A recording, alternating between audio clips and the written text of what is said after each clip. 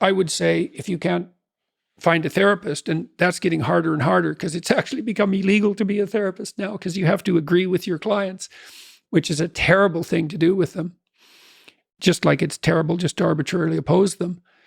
You could do the self-authoring program online because it helps you write an autobiography.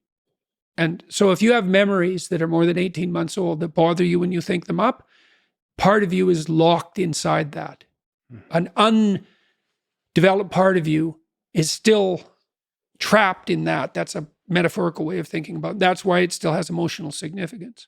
So you can write about your past experiences, but I would say wait for at least 18 months if something bad has happened to you, because otherwise you just hurt yourself again by encountering it. You can bring yourself up to date with an autobiography. There's an analysis of faults and virtues. That's the present authoring. And then there's a guided writing exercise that helps you make a future plan. That's young men who do that, could go to college. Young men who do that, 90 minutes, just the future authoring, 90 minutes. They're 50% less likely to drop out. That's all it takes.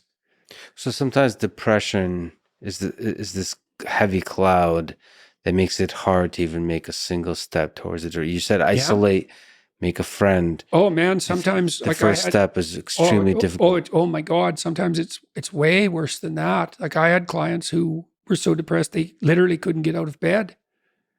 So what's their first step? It's like, can you sit up once today? No. Can you prop yourself up on your elbows once today? Like you scale back the dragon till you find one that's conquerable, that moves you forward. There's a rubric for life.